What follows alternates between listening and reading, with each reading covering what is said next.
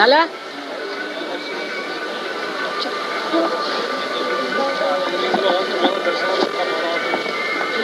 अहो तुम्ही दिसलेच नाही मला. तुमचा हिशोब करायचा आहे. उद्या सकाळी येतो.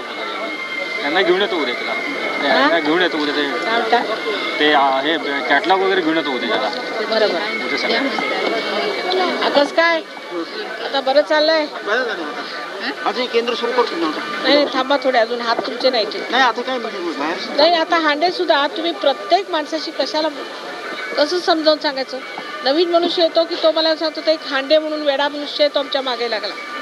तुम्ही प्रत्येक नवीन माणसाशी कशाला बोलता. हांडे थोडंसं लक्षात घ्या. सहयोगात आधी गहन व्हा. असं करू नका. तुम्ही जो मनुष्य आला त्याच्याशी बोलता मग तुम्हाला माहिती नाही तो कोण आहे का कमिशनर आहे का कोण आहे. ते निरोप आला माझ्याकडे तिकडे एक मनुष्य आहे वेड्यासारखा सगळ्यांशी बोलतो. आता तुम्ही कृपा करून कोणत्याही नवीन माणसाशी बोलू नये अशी माझी विनंती. थोडे दिवस राहू द्या. जरासं आरामात चालू द्या. मी आता येते पुण्याला मग आपण समजून घेऊ बरं का. असं करू नका. सहयोगाचं नाव वाढलं पाहिजे. लोकांनी असं नाही म्हटलं पाहिजे सहयोगी वेडे आहेत आहे की नाही. ते आपलं प्रत्येकाशी काहीतरी बोलतात.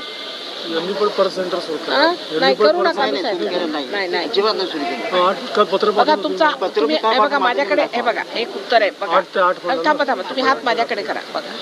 आता थरथरत होता तुमचा. नाही मला असं काहीतरी बोलणं म्हणजे माताजी मग कसं मी माताजीला पत्रक असतं आणि मुद्दाम स्कोअर करण्याची काही जरूर नाही. माताजींचे कार्य करत असताना मी स्वतः तिथे 2000 रुपये स्वतः खर्च करून माताजीचं कार्य मी इतकं वाढवते तिथं आणि माझे रात्रंदिवस तळमळ तिथं कार्य करण्याची. आणि तिथे सिटीमध्ये इतके लोक जमतायत कबूल आहे. मी 50-60 लोक जागृत करून दिले बघा. माझं रात्रंदिवस कार्य चालू. तुम्ही हे लक्षात घ्या. तुम्ही आता ऐकून घ्या. तुम्ही माझं ऐका. हे बघा तुम्ही माझं ऐका. तुम्ही जोपर्यंत नीट होत नाही आम्हाला पाहिजे ना आमचं कार्य. मी का नाही म्हणणार. एक विचार तुम्ही बघा तुम्ही जे करणार तेच आम्ही करतोय ना.